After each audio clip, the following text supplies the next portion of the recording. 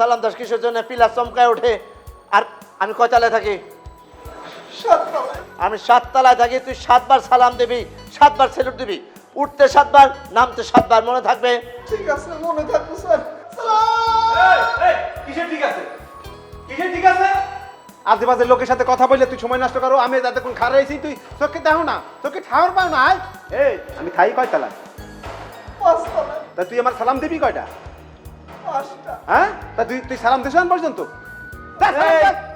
ফালতু লোকের কথা শোনার কোনো দরকার নাই। এসব কথা অনেক অনেক কথা বলবে, আমি যেটা বলছি সেইটা হবে। তোরে আমি কি কইছি? বাজে লোকদের সাথে তুই কোনো কথা শুনবি না, বাজে লোকের কোনো কথা শুনবি না। এইখানে আমি সবচেয়ে বড় ফ্ল্যাটের মালিক, আমি আমার কথা শুনবি। যা বলবো আমি বলবো, যা করবি আমার জন্য করবি। কে সমস্যা কি? হ্যাঁ, এখানে এরকম চিকরা চিকরি বাঁধাইছেন কেন আপনারা? আর এই যে তুমি কি খারাইয়া আছো কেন? ঠাডা পাড়া মানোর মতো স্যালুট মারতে আসো না কেন? তুমি কয়তলায় যেন থাকি ভাইয়া? 8 তলায়। মোকে সালাম দেবা কয়টা? 8টা। আষ্টু খান রেডি হও, সালাম দাও না কেন? আর যতটুকু দিছো দিছো, অর্ধেক দিছো, আর দেওয়া লাগবে না। সালাম সবাই পাবে না, সবাই পাওয়ার যোগ্যতা রাখে না।